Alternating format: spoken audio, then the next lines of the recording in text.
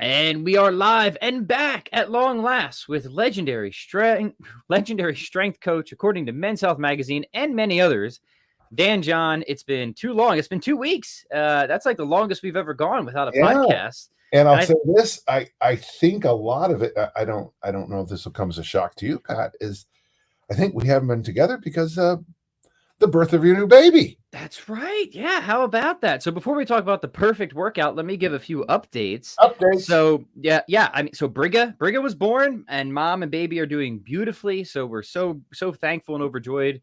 But 2 weeks ago, I learned a lot in this birthing process, Yeah. Dan. Christine had false labor, which never happened to her before. I didn't even know that was a thing. So she started having contractions. Midwife came. We thought it was time to go, and then all just stopped. And like, whoa, that was weird. Yeah. I mean, it does. Yeah. It can happen. Yeah. Yeah. So Brixton Hughes, Brixton. Braxton something, right? Right. Yeah. Of course, it's been a while. Right. Yeah. So that happened, and then Christine went past her due date, as you know. And then I also learned if you want a baby to come out, you drink the castor oil. That stuff works. That's what Christine did.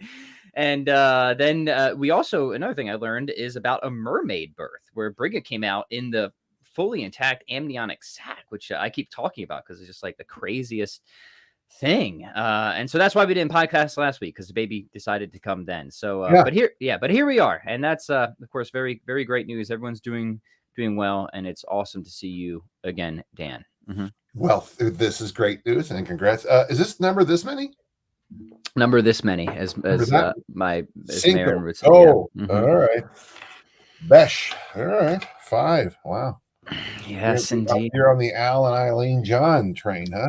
We have pretty much our full kickball team ready to go. That's the goal, right? Always have a kickball team ready to go. Well, I'm the youngest of 6, so I'm just saying, if you do have another, Danny's a great name for a 6th child. We thought this was going to be little Danny. You know, Christine was convinced it was a boy, and then there's Briga. There's Briga Magdalena. So, yeah, awesome. So we're going to talk about your perfect workout here today, which you shared in Wandering Weights. I thought that'd be a cool discussion to just kick things back off. But before we do, I know you were at Perform Better recently, right? And it's been 2 weeks, so give us the updates. How's your training going? And really well. I'm doing my coach Dave Turner. I have. So just for clarity, I mean, so Dick Nottmeyer was the one who taught me the Olympic lifts. Dick's in his mid-90s now, and then Jim Schmitz was my team coach, Sports Palace. And then when I moved to Utah, Dave Turner became my Olympic lifting coach. Well, I'm doing his. The math always. It's a 8 or 10 week prep training program. So it's 8 weeks of training and 2 weeks of getting ready for a meet. And so I'm doing a lot of snatch and clean pulls. I'm doing lots of front squats. I mean, lots and lots of front squats. And I'm just doing it just to, it's summer. I thought I'd have something. Generally in the summer, I'm a lot more loosey-goosey and just kind of enjoying stuff. And I think that makes sense. I mean, in the summer, 2 days ago, I was up at Lagoon playing in the water, and then, I went for a bike ride yesterday. I mean, to me, that's what summer training should. I agree. Yeah. And, playing catch with the Frisbee is probably far better for, most people's needs than, doing one of those bikes in a gym or something like that. It's a lot funner, and you don't look like a psychopath. So 3 days a week. Monday, it's push jerks and front squats. Wednesday is snatch, pull, clean, pull, front squats. And then the third workout is a snatch and clean and jerk on a total. And oddly, I was nervous last Friday. I mean, the lifts were low, and then one other thing I want to tell you, Patrick, and this is exciting. I went into my garage gym, which Men's Health called America's top gym. And I took everything out. I mean, it was empty, and I got rid of all my old mats. I replaced with I got some new horse mats. Thank you, EL, for that.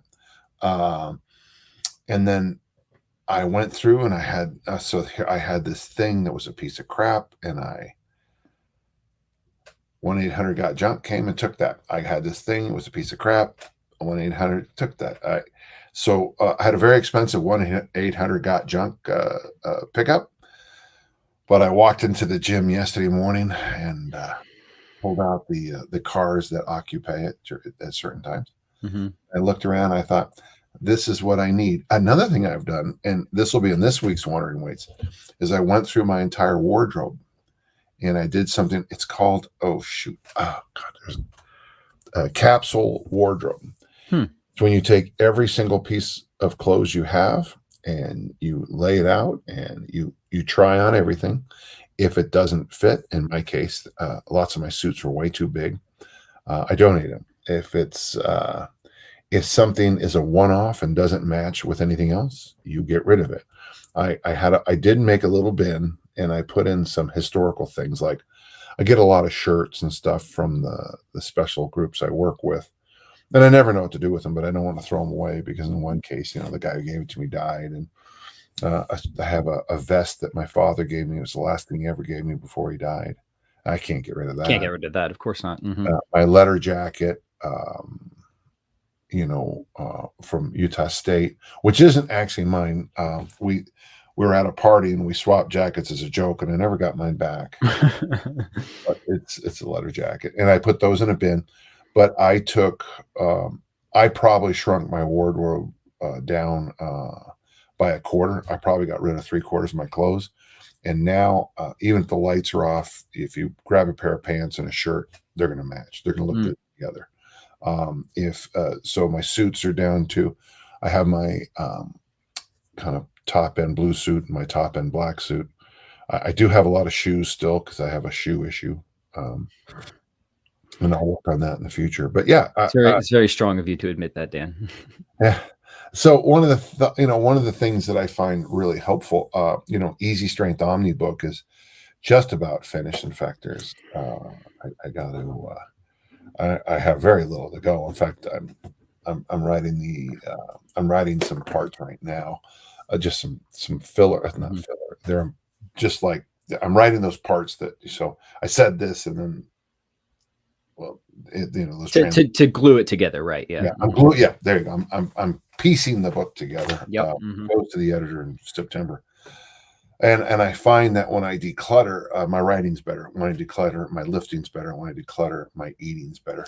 Decluttering the fridge and the food closet probably does more for your health than most workouts. So yeah, really, really interesting. If we can spend another minute on this before turning to the workout, is you get that sort of psychological refreshment of decluttering, which you just mentioned, but there's also, I think, an efficiency advantage. I mean, there's just fewer decisions on the table, sucking away your willpower and energy. I mean, it seems very simple, but not having to kind of like think about what you're going to wear that day, and instead just being able to grab two things at random and know they're going to a match, keeps stuff in the bank, right, for when more serious and difficult decisions come up later down the line. I think that should be noted and emphasized, that if you can make more decisions sort of automatically in your life, just take stuff off the table, helps you focus, helps you be more efficient. There's a lot to be said, I think. It might seem trivial or just like, oh, that's nice or whatever, but I think what you're talking about is actually an important structural environmental thing that is common to people who are efficient and successful, is what I'm trying to highlight, right? Yeah. And this I walk over there. So I had all those, it's a bird, an ancient bird was the brand of my shirt. And I bought those shirts probably 8 years ago, and they were lovely. I had 16 of them, and I was like, well, except so I either gave them to friends who wanted them or donated them. And I have these V-necks now. The reason I wear V-necks now, and this is a small little thing, V-necks, if I wear a formal jacket over a V-neck, it looks nice. If I wear a formal jacket over a polo shirt, it looks like it doesn't look nice, at least on me. And so I made that decision. And so you make this decision, and all of a sudden, and then you a couple days later, it's like, oh yeah, and you don't even. It's cleansing for the brain. I have those two goals. So not long ago, I weighed 260, and I made the goal to weigh 211. And another goal, I had a financial goal. So I have these two numbers that I look at every day in my journal. Okay. I look at it every single day, well, I've noticed this, and this is going to sound strange. The more I declutter my wardrobe, my garage, my car, my life, the more my income goes up. That makes no sense to me. I mean, that makes no sense to me. Decluttering my life seems to bring my body weight down. I've been, with my body weight, I went from 260 to 218. It wasn't, I mean, it was pretty simple, and then I've kind of hit this little plateau where I kind of live between 99 and 102 kilos, to 218 and 224. And I've hit this plateau for a while. And the old Danny would freak out and, try to take a sledgehammer and smash my way down to this goal. The new Danny is more like, okay, well, you're doing fine. Embrace this weight, and my new goal now is like, let's just spend a couple of months at this weight as long as you can, churn all the engines off, so gentle listener, you might not know this, but when you decide to diet, I always tell people, take a picture the day you start your first diet, because you're never going to look that good again. Now that's encouragement, right? Yeah. That isn't true. Oh, I mean, yeah. I mean, we know that diets in the main tend to fail, right? For most people. I mean, I have that one client who told me she had done 30 diets. 30. 3-0. And then later she said, I forgot a couple. I'm like, I'm already, here's whelmed. I'm overwhelmed. What happens is sometimes when you have those hard downs, of course, there's, whatever you want to call it, rolling averages or just life. If I do this hard, there's going to be a bounce, dead man bounce. That's a stock market concept. The day after a crash, even though the economy is in terrible shape, the stock market bounces up the next day. I mean, find out that we're, there's this, we forgot we're $88 trillion in debt. And we forgot that, all these terrible things happen. Stock market will crash.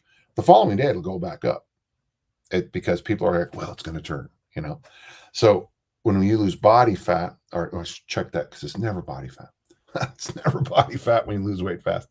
But if you decide to go on a harsh body weight drop, you're going to get down to whatever the number is. I'm 218, and you're going to hit that 218. I hit my goal, dead man bounce up to probably 223, 224 the next week, and then the habits that you used to do will return.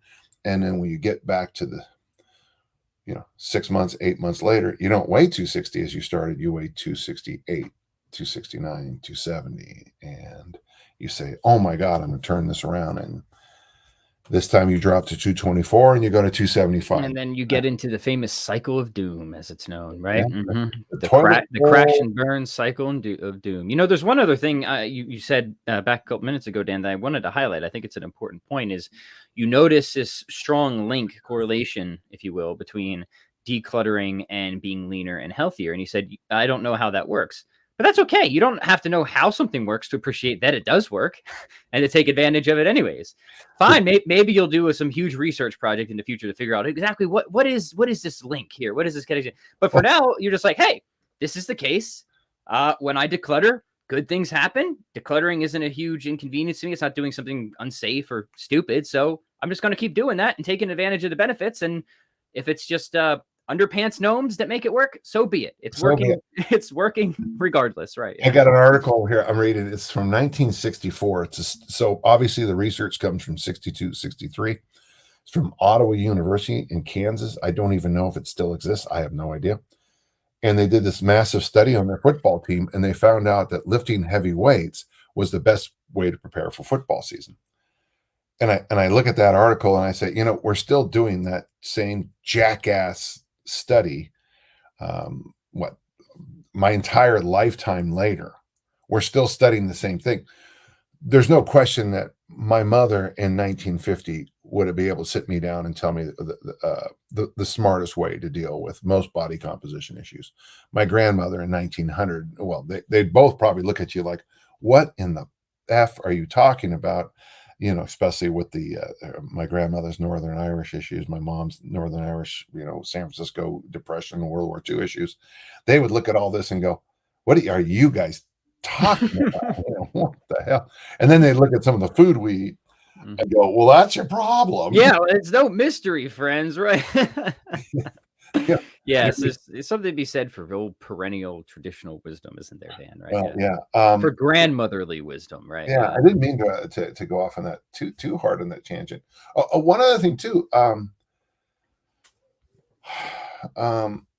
If you're on Wandering Weights, you probably got the email, but I decided to do a coaching group online. Oh, very cool.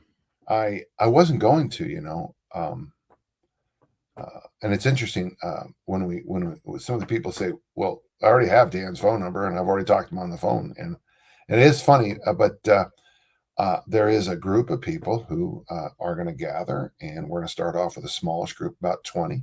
We had over 400 people apply, and we're starting just with 20 to see how it's going to go. And I got to tell you, so I've been calling every person. I'm calling every person in the group beforehand, and I have to remind myself that, yeah, there's a lot of horses' asses in this world, and a lot of them end up, on Instagram and becoming famous and, making a lot of money. But there's a lot of really, really good people on this planet. And so far, some of the people I've talked to, I'm just very enthusiastic.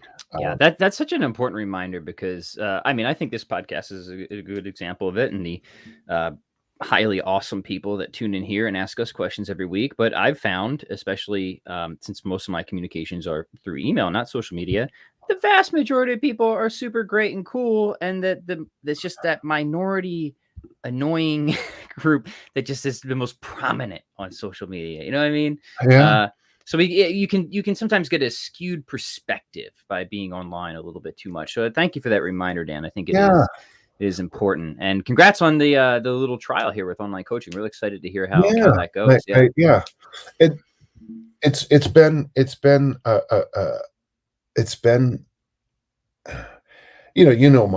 everything, but it's been a crazy little bit for me, and it's kind of nice to see. I'm trending. I tell you, trending to a lot of positive. So it makes me awesome, fantastic. Okay, we are about 18 minutes in, so people mark this down. People like to mark in the comments when we get to the main topic of the episode, which is Dan John's perfect workout. So you've talked about this a little bit before, but recently you wrote in Wandering Weights that you have what you think is the pretty much perfect workout. So Dan, tell us a little bit of the background of this, and why do you think it's a perfect workout, and what is it? What's funny is that in this week's podcast, I actually reference a 2002 workout I did, which I called that one is. Hang on a second, let me just pull this. My favorite training program of all time. So I have my greatest workout of all time, my favorite workout, and the perfect workout, and they're all different. Well, they're just different enough. Okay. Well, that's okay. Your favorite doesn't have to be the ideal, right? I mean, your favorite could just be a load of nonsense. You just like it, right? Yeah. Actually, I look at it and it's like, it's pretty. I'll share both of you today. Cool. Yeah. Awesome. So basically, folks, what I did was I sat back and I said, all right, what are the biggest bang for the buck exercises that I think a normal person can do most of the time in the gym? So, and I'm going to say the names of the exercises first, and then I'll give a brief description, Patrick, and then I will show you how the workout goes. So I'm going to give it to you in 3 parts, gentle listener. Okay. So the first exercise is the half kneeling press. And I teach it this way just for reference. And by the way, what's going to happen is, and it's a warning, a caveat. No matter what I say, someone's going to ask a question.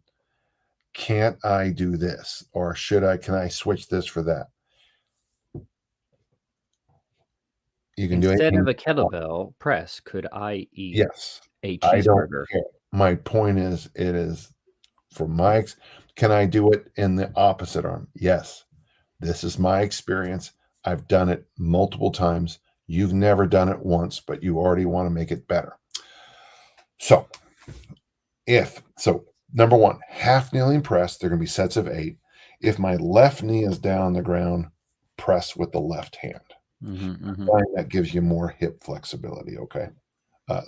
It stretches the hip flexors out better, and it forces the pelvic bowl to come under the rib cage better, because with the other options you can turn and twist away. Exercise number 2, hang. And we're also doing hang with the bent knees now. Okay. I'm doing bent knee leg raises to just get a count. If I hold that position, I can hold, let's say I can hold it for 20 seconds. But if I do those pumping bent knee leg raises, then I can actually stay, my grip holds longer. I'm sure there's a reason for it. I don't know. Half kneeling press, hang with the bent knee raise, right? Upper body. Hip thrust with the glute loop around the knees, clamshell, with an ab pull with bands as resistance. 1 set. So it's the hip thrust, 1 set with 2 bands. Pull 1 band off, keep going. Pull the other band off, keep going, and then stand up and go. The next one is the magic drill. That's the Bulgarian Goat Bag swing, but with your toes elevated with a glute loop above your knees. So you push your knees out. So I'm explaining. The next exercise, the goblet squat followed by the overhead squat with a stick. So goblet squat down, overhead squat up, set of 5 or 8. Second you finish that, pick up the kettlebell that you were using, suitcase carry down to the corner, switch hands, suitcase carry back. Done. 8 to 12 minutes. So let's get into the exercises. The half kneeling press is when you put 1 knee down the ground, your front leg, if my left knee is down, my right leg is in a 90-degree, kind of a lunge position. Right. My left leg is down. I would like to see from my left knee to the top of my head a zenith, a perpendicular, a 180 or whatever. I'm not out of numbers. And the left knee bent at 90. Left knee down. I always use a pad on this because you're putting load on top of it. Press left hand, set of 8. Try to finish, and on the finish of every rep, make sure the bicep is on the ear so that the weight is, I wouldn't say drifting back, but back. There, that means the hip flexor is stretching. You'll have this great bow and arrow feeling. So you're working the pelvic bowl, you're stretching the lower body by pressing. Great. Set of 8 here, set of 8 here. So left 8, right 8. Walk over to the hang. 8 bent knee leg raises while you're hanging, which is a great thing to do. Now, do 3 rounds of that. Now, in the upper body movements, we're doing 3 rounds. On the lower body, we're just doing 1. Awesome. Okay, got it. So 3 rounds, set of 8, superset with the half kneeling press and bent knee hanging raise. Got it. Awesome. So now the reason is we're doing 3 major lower body exercises. So we're balancing that with 3 sets upper body. Makes sense. And you're going to see that it's a very butt focused workout, and you'll know that when you do it, because it's a very butt. So press left, press right, hang, knee raise, 8, 3 rounds. Walk over to the hip thrust, pull that glute loop around above the knees, sit down on the hip thrust, grab. I use a stretching band here, and I pull it here. So I activating the ab wall harder. So I'm laid on my back right now, folks. Okay. Pulling the band here to activate the ab wall. Activating the ab walls to make my glutes work harder. Pushing my knees apart with the glute loop is going to make my ass work harder. So I'm trying to make my butt work harder. Okay. So ab ISO, clamshell ISO, and then I use bands on the hip thrust. I have the big, thick blue bands. Knock out a set. Boom, boom, boom, boom, boom, boom, boom, boom. I go to failure. That could be 20, 25 reps. Pop the first band off, go. It's not going to be 20, 25 reps. I'm now I'm hitting fatigue seriously. 10 reps, pop that band off. I'm now doing no load at all, but I still have the ab, I still have the glute loop, and I'm fighting through my own lack. That's a torture device, Dan. I love it. But here's the thing. I hop up and I'm done. Yeah. I pop so just one monster set of that, right? Monster set, walk over to the grab a 24. So you can either use plates, or you can use a 2x4, or you can use now with my new pads, they're high enough. These horse stalls, they're high enough. So I put my toes, basically the balls of the feet on. That makes the ankles not work. When you do the Bulgarian Goat Bag, you stick the weight on your belly, which engages the abs. And by the way, and I got the clamshell, the glute loop around too, to make sure the glutes are firing. And then I do one slow set of that grinding hip movement.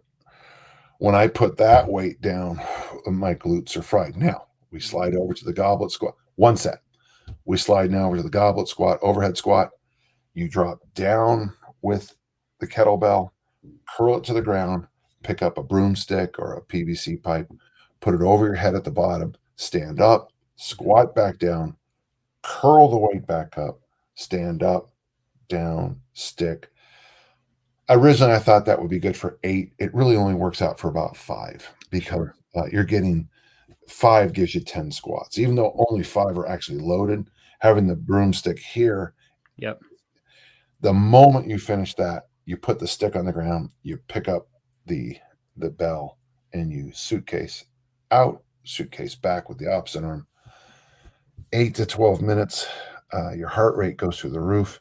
You've done exercises that will, for almost every single person listening. So we're stressing what Yanda called, the tonic and phasic muscles. We're strengthening the ones that are weakening. We're stretching the ones that are tightening. Even though we're only doing 3 sets of lower body, whatever you want to call the suitcase carry, but 3 sets, they're the ones that I think are the most bang for the buck. So you are going into the goblet squat, overhead squat, with a fairly exhausted glute. Yes. So the quads have to step up, even though the bell's only 20, 24 kilos, 28 kilos, matter. Your quads are like, well, glutes kick in, and the glutes are like, right, yeah, we're done. Right. But the glutes do kick in, and that is always the secret to glute training, is that you do have to find ways, because the glutes will always reserve power. That's why you're constantly looking for ways to make sure the glute is engaged, not something else. Right. Yeah. No, this is phenomenal, Dan. So this is obviously isn't the radical melt everything, most extreme, intense workout 9,000 you can find on the internet. This is like, just give me the perfect prescription for what I need as an average American, Dan, that I can do in a minimum amount of time and with not too much equipment. And certainly it seems to fit that bill. Yeah. And if you do this 3 days a week, and you put the bell down for the suitcase carry, and then you just go off and do a 45-minute walk. Perfect. I mean, I think all your dreams come true. Oh, every single one of them. There can be no doubt. And the nice thing is, because you're doing the half kneeling and the hangs will open you up. So, and by the way, you'll notice that there's a lot of emphasis in this work on the ab wall being part of it, but always in its correct role, supportive. Those knee raises, yes, that is abs stuff. Such a good exercise, yeah. But the other thing you'll notice is, in my case anyway, my shoulders and back feel better, because the hanging with the knee raise just gives me that decompression. But then I'm working the glutes in what I consider very safe ways. The hip thrust puts no stress on my back. The Bulgarians put no stress on my back, puts a ton on the hamstrings. Of course, I'm not going to get stressed out. I mean, I'm not bragging on it, but a 24-kilo bell isn't going to stress me out on a goblet squat. My back anyway. Right, of course. If it does, then obviously something else happened. Right, yeah. Or when you empty your entire garage and clean it and then fill it back up, that's harder on my back. Yeah, indeed. Hey, so before we turn to Q&A, and I see lots of great comments today, we'll get to those here in a minute. Do you want to quickly share your favorite workout now? So we just did the perfect workout.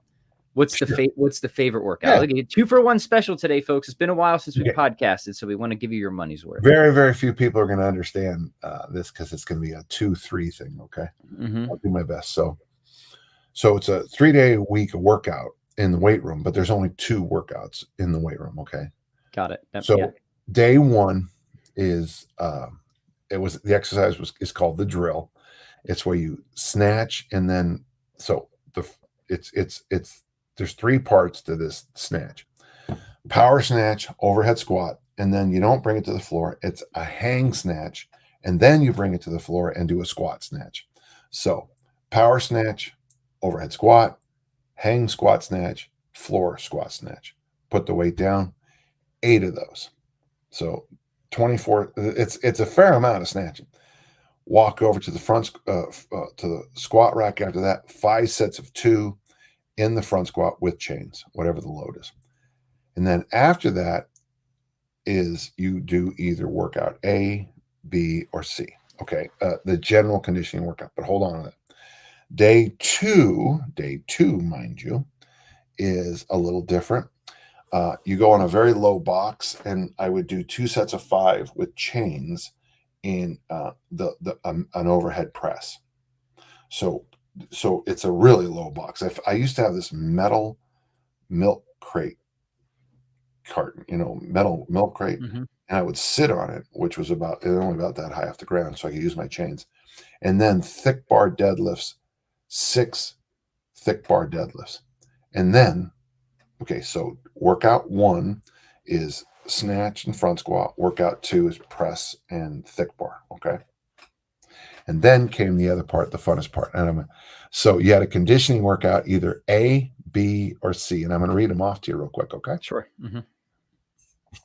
So workout A, so now I've just finished on day 1, I just finished my snatches and front squats.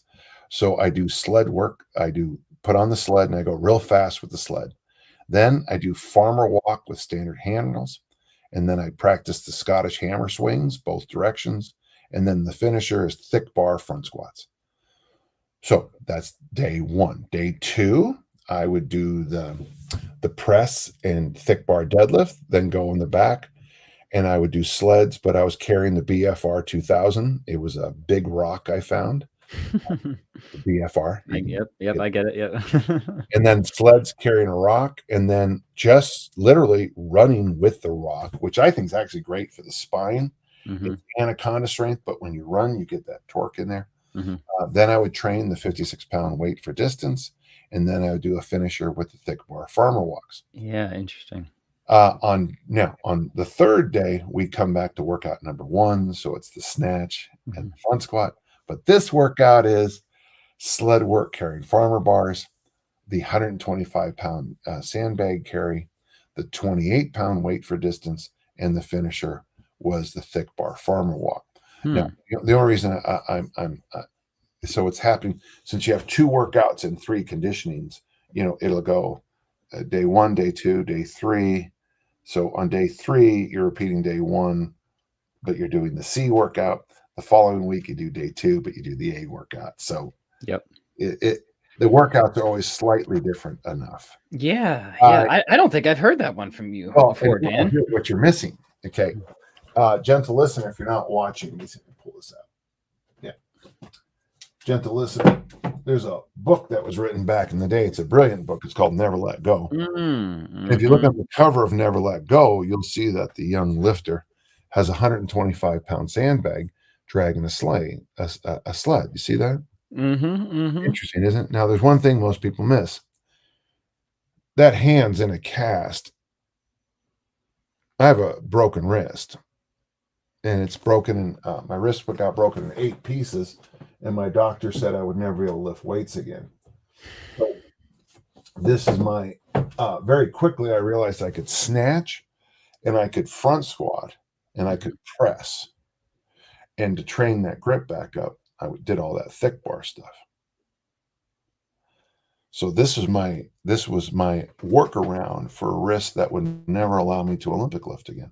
Wow. Yeah. How about that? Right. A great example where an apparent setback actually is an opportunity to burst forward with new And ideas and creativity and progress. That's awesome.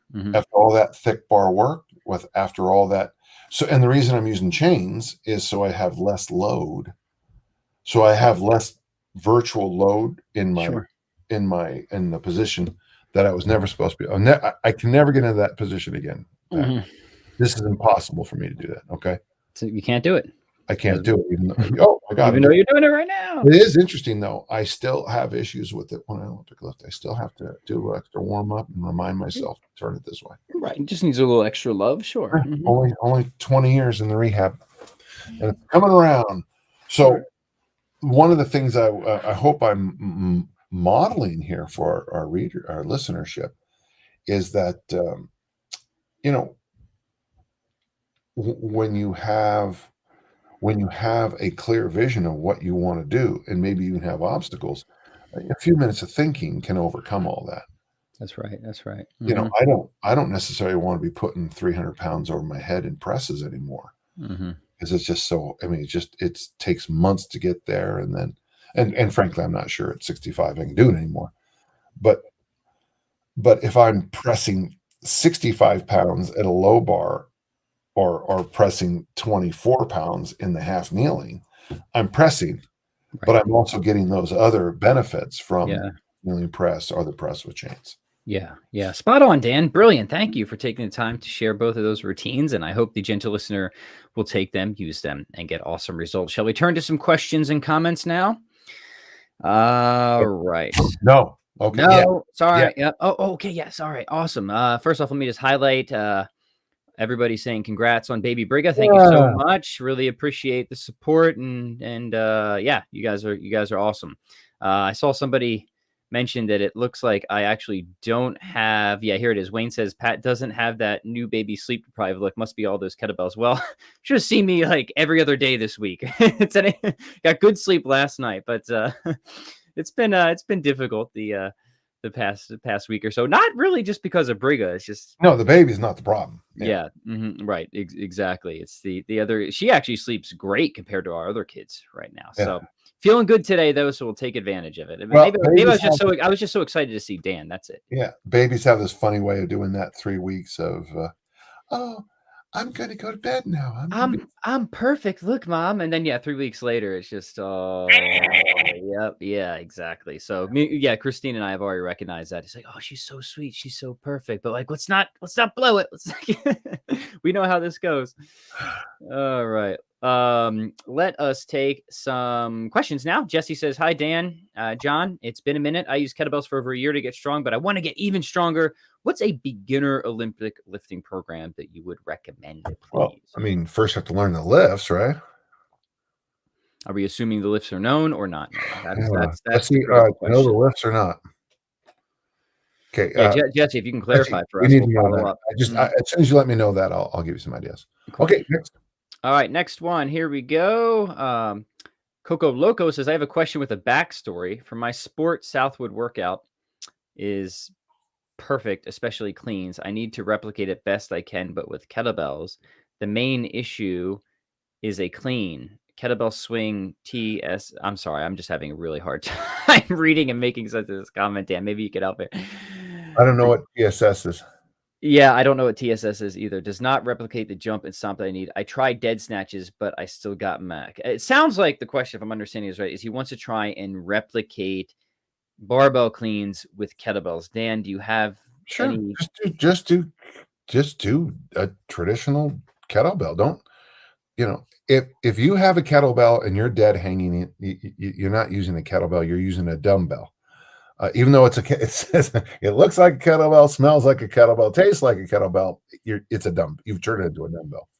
No, I mean, could you get, let's see, if you did 8-6-4 in the double kettlebell clean, that's fine. 8-6-4 in the double kettlebell clean, you one clean, 8 presses, then that's not bad. 8-6-4 in the double kettlebell front squat, that's not bad. And if you're using kettlebells to do bench press, I think there's real value, especially if you have the courage to do one-handed kettlebells. Yeah, I think it's fine. Yeah, you got to be a little careful about, use the tool the way the tool is supposed to be designed, and the programming will work around it. Why don't you just try the damn workout once or twice and get back to me? I like the idea. Actually, I kind of like this idea. I'll tell you one thing. So here's the workout: 8-6-4 double kettlebell clean. 8-6-4. Wow. 1 clean, 8 press, 1 clean, 6 press, 1 clean, 4 press. Double kettlebell front squat, 1 clean, 8 front squat, 6-4. And then for safety, if you can figure out how to bench press double kettlebells and you can bench press 8-6-4, great. But I think you'll find it a lot easier to go left hand 8, right hand 8, left hand 6, right hand 6, left hand. That's my experience. I don't know about you, Patrick, but if I've tried to kettlebell bench press doubles a few times, it's cumbersome to say the least. Yeah, you have to clean it, and then you have to lay back with double 32s, which is a great ab wall workout. But it's much easier just to clean and protect yourself with the one. I agree. Jesse clarifies, says the lifts are known, the Olympic lifts, just looking for a program. I mean, if you go to my site, there's, Easy Strength for Fat Loss, which is a great beginner's program, to be honest with you, I think. I got Dave Turner's program there. That's 8 sets of 2 in the snatch, 8 singles in the clean and jerk. He changed it to 5 sets of 2 in the front squat. We used to do 5 sets of 5. 5 sets of 3 in a press, and you do that every workout with the small caveat that you don't go up when you get all the 8 sets of when you get all this, when you don't have any misses, you move up, which is the hardest thing about the program.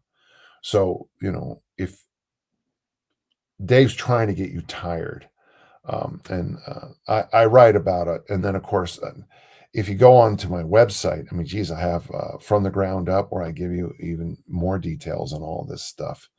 You can go to my website and read, I've got Dick Nottmeyer's program there. You can go online and get Jim Schmitz's beginning programs. Depending what you want. I mean, I got this new book by Glenn Pendley. Yeah. American weightlifting, where you got, well, let me see if I can find it. Oh yeah. You got, there's a week program for you. That's a lot. I would still suggest though, if you look up Tommy Kono and you do one of Tommy Kono's original programs, and if you see it, by the way, cut and pasted out of a Strength and Health, I did that. I'm the one who did that. It's been around online since 1999, getting shared by other people. But that was little Danny, huh? Yeah, 1999. It's funny because you know how you can recognize. I could just tell by the way. That's what I typed. Yeah, it's kind of funny. Cool. See it up there. All right, well, some good options there. Hope that helps, Jesse. Let's take this one from our friend Alex. Here's a good question. Alex says, my job requires me to be on my feet for 8 to 10 hours a day. I always hear about how to undo hours of sitting, but I rarely hear anything about how to undo hours of standing. What would you gentlemen recommend? Well, a lot of people, Pat, when they have those jobs or they stand around a lot, they you get that kind of a different kind of low back stress. I was going to say, go right to the low back. Right. Yeah. Yeah. It's interesting because sitting for 8 hours seems to hurt your lower back. Standing for 8 hours. Right. Because oftentimes people start just getting into weird postures because they're tired. Right. Mm-hmm. Yeah. So, there's a couple of prophylactics you might want to do. Those little things that they have the kids wear at like Home Depot and some of those little back straps. I don't necessarily want you to do this. I'd much rather you not need it because you have a 32-inch waistline with 8-pack abs and you have this braced abdominal wall that contracts brilliantly at every single movement you make. And when you go to add load to it, it pops in and becomes a girdle. And having said that, if you don't have it, most people who stand on their feet a lot tend to have ab issues. It's because it's like everything in life, Here's the funny thing. If the work boot you wear pinches your toes, you're going to find it in you'll feel it in your lower back. If the boots you wear constrict your ankles so much, it very often will go right up to your knees, your hips, and your lower back. So one thing you might want to do is invest in the best, most appropriate work shoes you can get. Next, if it's appropriate for your work, to wear some kind of one of those. It's funny you mentioned those. My wife was wearing one of those when she was pregnant because she was having some back and hip issues, and the physical therapist gave her this. But it's funny, my Isla, our 4-year-old, called it mommy's seatbelt. She asked, why are you wearing a seatbelt in the house? So I called it a seatbelt. But it helped her a lot. And the physical therapist said, it's actually not going to weaken you, which was one of the concerns. Like, it's just going to make me worse. And no, it didn't. It actually was quite a relief to her. So yeah. And then, of course, I mean, I'm going to probably always give you an exercise prescription. I talk about this in my new book about when I was getting my it's called a lawn strip here. It's just a big weight. And to be clear, the physical therapist did give Christine exercises to do in addition to the seatbelt. So, I mean, anything you can do to maintain proper body composition, proper elimination and digestion, which is a big factor with people who sit all the time. And they don't poop a lot. I mean, they have poopy issues and stuff, And so, anything along those lines, anything for your general health is probably going to help you. And of course, if you can, and I know this is tough, but if you can come up with a program where you actually train on Saturday and Sunday, and then have like midweek, a very short training session. If you have these long, I'm getting the sense they're long hours, right? Did I get that right? Yes. Mm-hmm. So maybe every Wednesday you do a single exercise, whatever, and it's up to you. I wouldn't recommend a bench press, but I would recommend a whole body exercise. Mm-hmm. It could be something as simple as a front squat to something like a squat snatch. I mean, whatever. And then on weekends, try to have like 2 training sessions, one where you do a general kind of workout and the other one that's a little bit more specific to stuff you want. Yeah. Awesome. Well, hope that serves you, Alex, and keep us updated. Marcos Aries says, would you guys host a conversation with Mark Wildman? He's been mentioned here before, and I think it would be a great combo on kettlebells and clubs and training in general. Dan, maybe you mentioned him. I do not know who Mark is, so I can't. No, so every so often people will send me links to him. He seems real decent. I don't know the first name. Sorry, Marco. I don't. If there's a connection, we're always happy to chat with people. If you want to reach out, that'd be great. I'm as many of you know, I don't. I'm no. We still talking about Clubbells and Maces? Is that still a thing? It might be, Dan. No, I don't know. Is it still? I have been just waiting for it just to go back to where it usually goes. Indian clubs and that stuff, they show up about once a decade, and everyone falls in love, and then they disappear for 9 years, and then everyone says, and I'm not being a douche.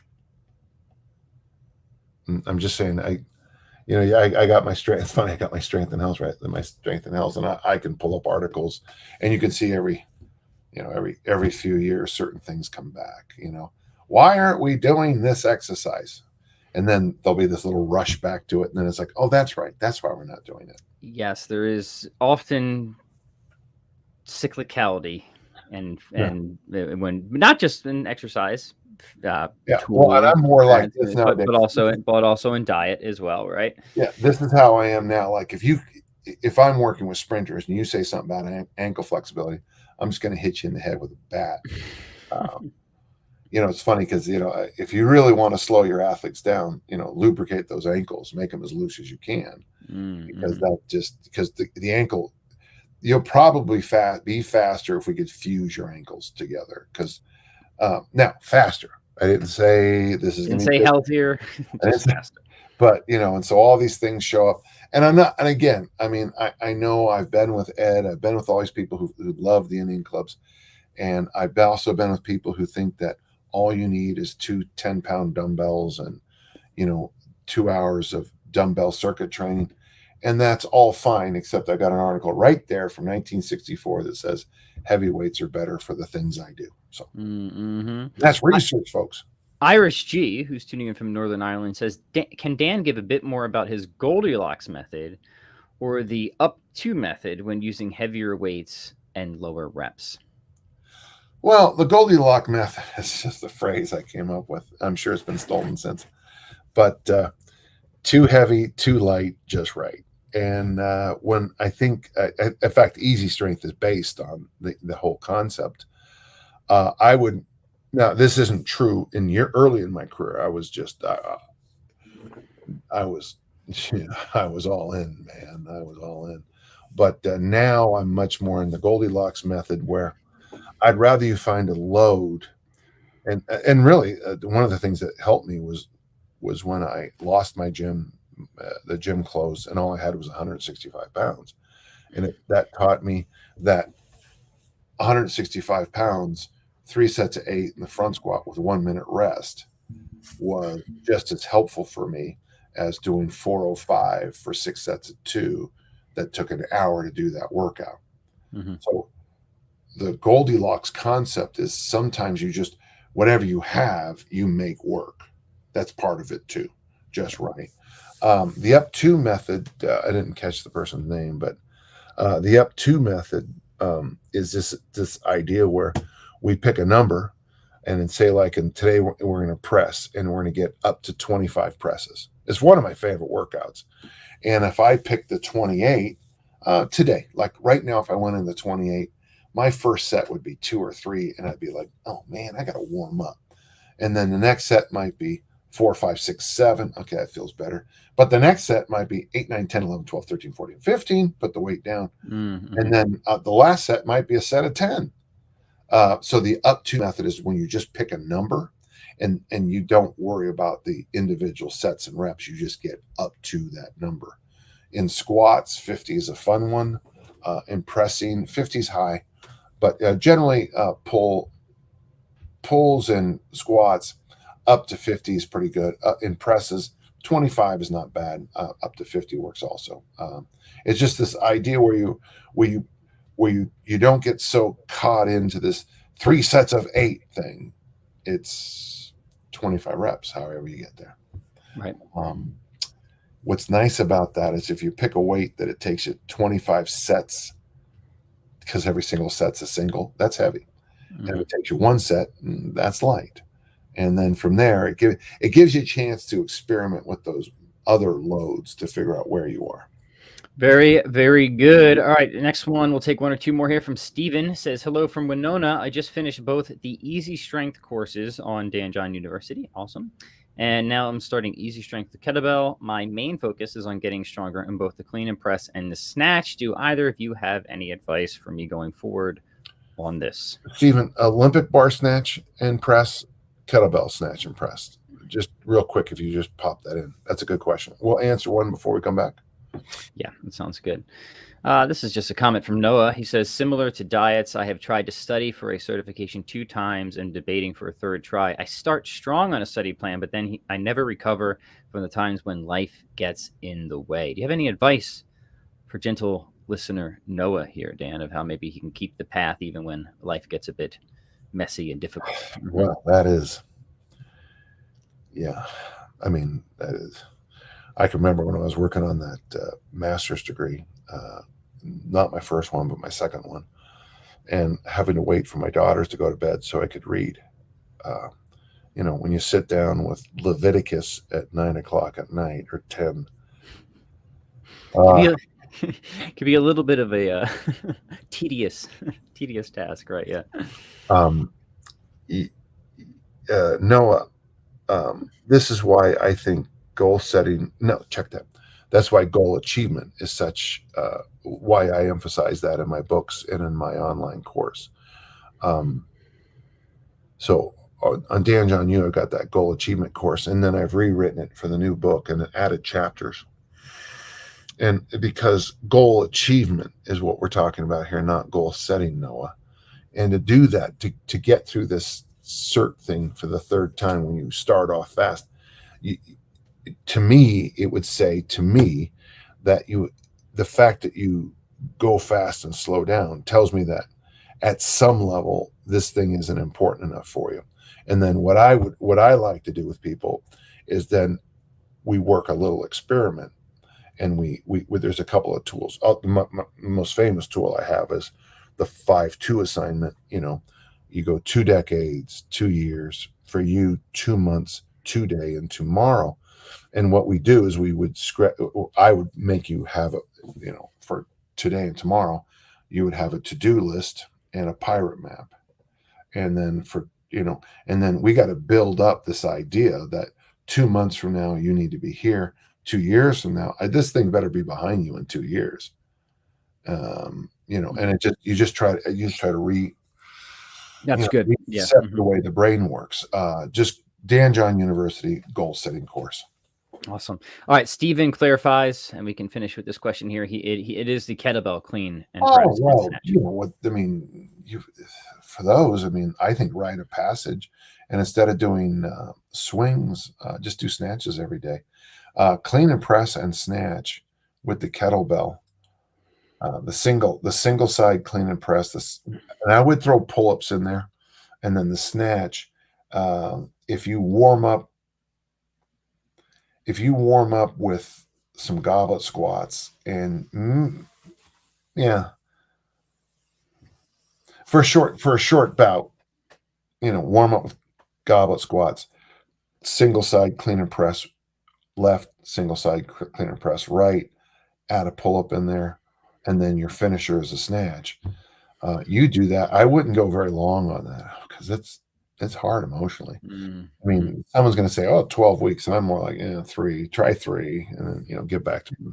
Yeah, great stuff. Awesome. A lot of good stuff shared this episode, Dan. Thank you as always. Before we close out, you did mention that Easy Strength Omnibook is almost done. You want to just give us a quick update on that, or any other projects you're working on? Well, let me just see if I got the Omnibook here. Oh, okay. So we are at, I thought I was at 400 pages. It's a thick boy. Yeah. So I'll be sneaking it when I turn this in. We'll be sneaking up on 400 pages of written work. I'm adding 1 or 2 small things, like a little minor. I'm going to have a fairly in-depth introduction. That's not true. One of the introduction parts is in praise of Reader's Digest, and in praise of. I certainly talk about the influence J.K. Doherty, the original person who wrote the track and field Omnibook that changed my life. Mm-hmm. But I also want to talk about Reader's Digest. And I know not long ago I was at the bookstore. I was at a checkout, and I saw this art. I saw Reader's Digest, and they had this wonderful little article called "Instead of Going to College, I Read These Books," and I've got this young lady's the book list that her teacher said this is as good as going to college, and I put that into my journal because I thought it was so valuable. And I realized that one of the things that I always liked about Reader's Digest, now certainly sometimes it's America, love it or leave it kind of stuff back in the 60s and 70s. Well, they eased off that a little bit, but some of the articles, you really got, and I don't know if you remember those Reader's Digest abridged editions that came out quarterly. They would have 4 different books in one book, abridged from. And as a kid, I would read those. God, I read The Making of the President in 1960. I was only probably in the 8th grade, and Pearl S. Buck's The Good Earth. I remember reading that, and then they also had the children's series. And to be honest, that children's series is better than 90% of the crap I see. They had Beau Geste in there, and some Sherlock Holmes, and obviously Alice in Wonderland, Jules. Right. Mm-hmm. But I'm a real fan of the idea that readers read, and sometimes you can't see everything. And that is sort of my knock sometimes on the internet, is because the algorithms drive you to read more and more of the same crap that you read, no matter what that crap is. When I start to go into things, since you liked, I'll read an article. I mean, I went and saw Thor, the new Thor, the other day, and did you like it? Oh yeah, it's marvelous. I mean, it's freaking. It reminded me of the shows I grew up with. It's candy. Christian Bale is clearly a different movie than everybody else. Christian Bale is not fun. He is taking it serious. That guy is a good actor. He does not play the same role in every movie. I heard mixed reviews about this story, so that's why I'm asking you. I did like the Ragnarok one, and I thought what's his name, Goldblum, in that was just hilarious. Oh yeah, yeah, he is a treasure. His first movie was Annie Hall. Was it really? Interesting. Yeah, and he's the one who forgot his mantra. It's a very love or hate Woody Allen. Christopher Walken's first movie, Annie Hall. Really? The guy has an eye for talent. Woody Allen has an eye for talent. He knows. So I liked it, but I went and I read a review on it. It was interesting because my computer started because right. But now all you see are like movie reviews and Thor stuff, right? Of course. Yeah, I mean, do you want to buy a T-shirt with a Captain America shield on it? It's pretty crazy how quickly that I'm an stuff adult. takes. I don't. Yeah. Yeah.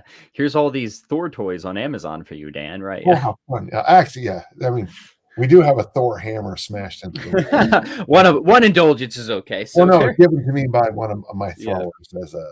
Oh, well, that makes actually a lot of sense. So, okay, then. Well, what's the tentative release on the Omnibook? Everyone's in November. Okay, cool.